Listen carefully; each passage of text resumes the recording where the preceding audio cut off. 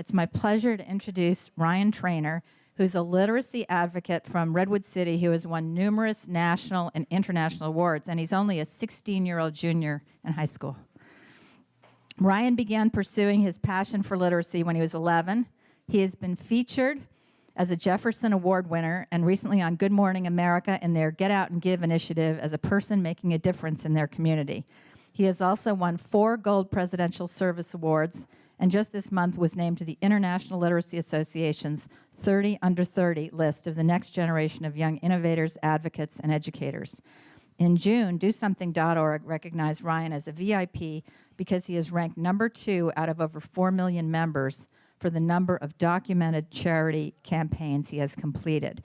He's also just volunteered to help us get out the youth vote in San Mateo County. So let's give him a warm welcome.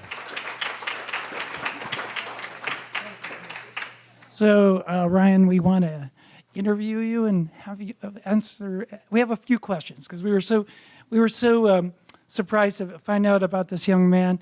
We were on Twitter or Facebook and we saw a post about him, and he had been on Good Morning America, and we said, "This guy's in Redwood City. We need to bring him to the big lift. He's one of our big lifters. He's really personifies it." So, we wanted you to just we have a few questions. How did you start collecting books for kids? What happened there? Okay, so can everybody hear me okay? Yeah? Good?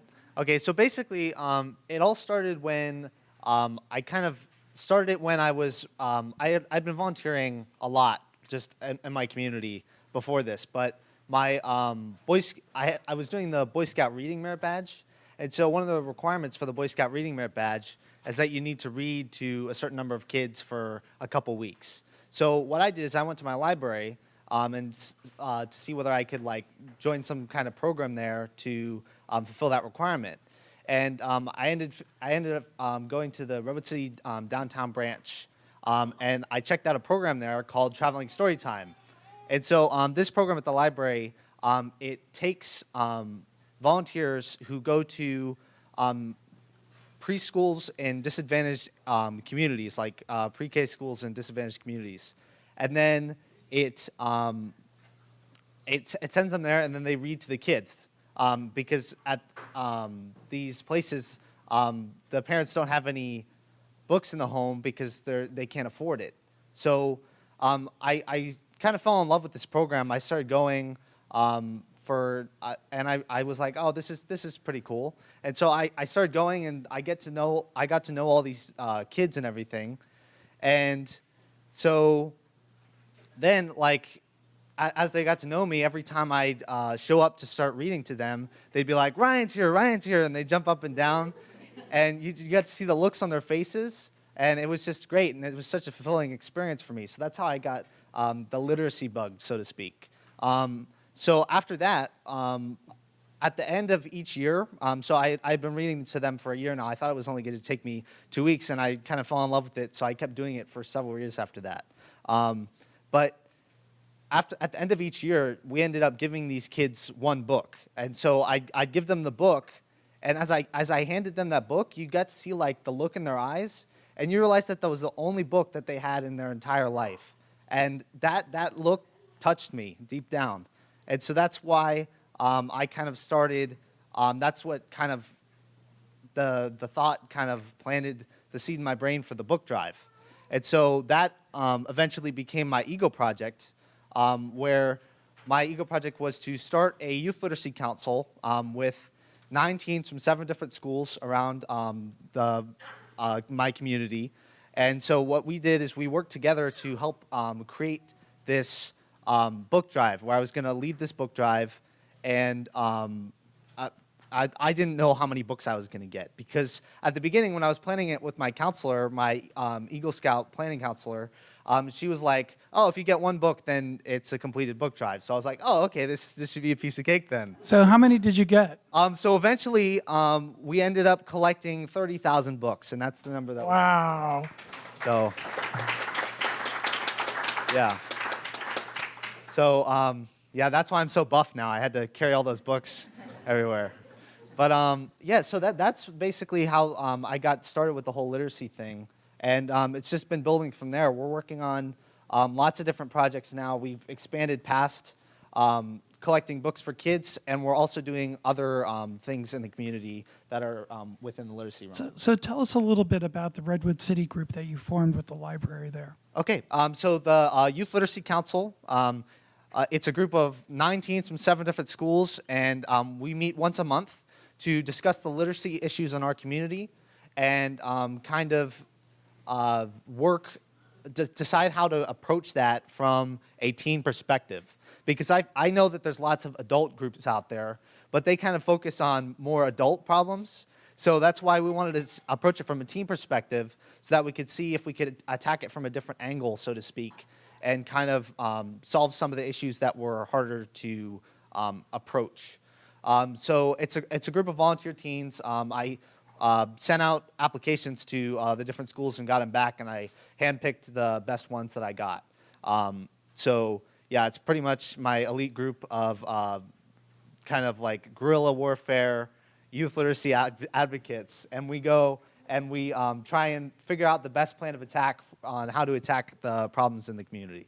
That's great. So you've been featured on Good Morning America and numerous television shows, and you were named one of the 30 under 30 in terms of literacy leaders in America. What has it been like to be interviewed on TV at the age of 15 and 16, you know? Well, it's pretty good because I don't know how else to describe it. It's just it's really good feeling, you know, to get recognized for your work. But that's not really why I do it.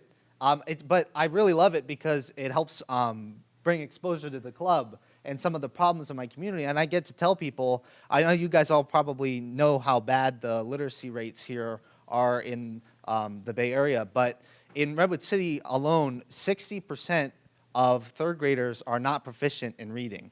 And that's just atrocious. And so that's why I wanted to attack that. And the best way I knew, because I did some research about this, and I figured out that the best way to attack the low literacy rates in the community was through bringing books in the home. And so that's why our first project was the book drive, because the number of books in the home directly correlates with how well that child does in school.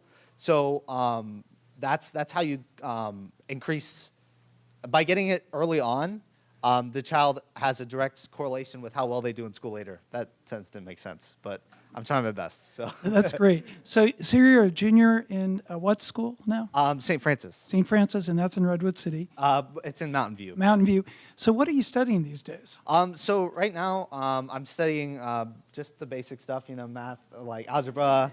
I'm taking creative writing though, which is a lot of fun. That's great. So. And you know, looking towards the future, what do you think you want to do? I mean, has this endeavor changed you, or is it in terms of what you're thinking about doing for college, or maybe even beyond that? Mm-hmm. Well, I think it definitely has changed me. I definitely have a much deeper appreciation for reading and literacy than I did before all this happened, because you kind of take it for granted, you know, because when you have books in the home growing up, like when I first started the book drive, I first started by taking all the old books that I had in my house, and I realized I had like over 1,000 books in my house, just like lying around that I had already read or that I wasn't reading anymore, were too young for me.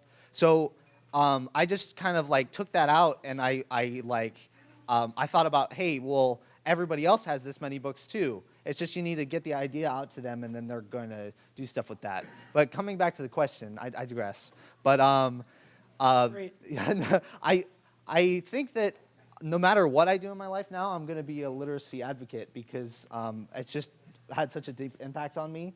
But I think I'm going to go into writing and pursue that as a career. So that's definitely going to kind of impact that, and I can incorporate that into my work. Well, on the screen here, we have the Big Lift, the Little Libraries. Have you seen those? I actually have, yeah. We started that project like about a year ago, and corporate volunteers and other organizations have built those for us. So, you know, by providing us books and it's really helping our kids in San Mateo County, and we just want to really thank you.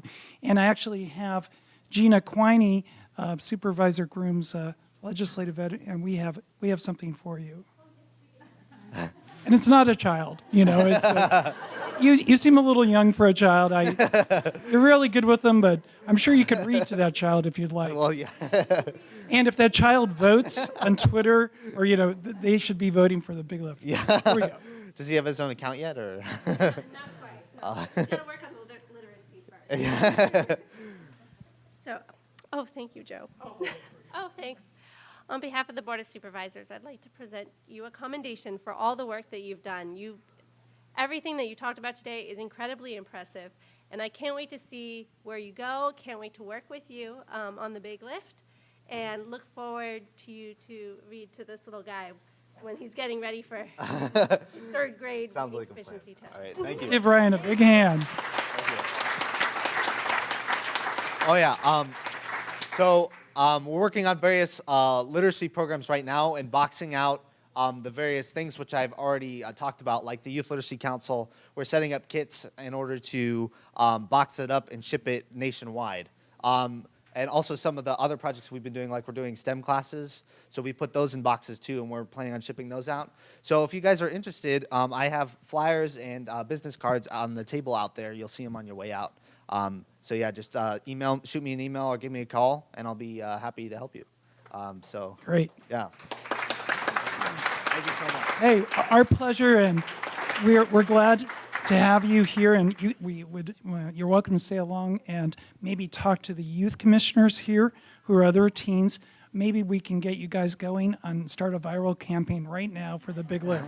Because we're in 8th place. We're not worried about it because we're a big collaborative and we finished strong. But we do need your help. Okay? Thank you very much. Thank you.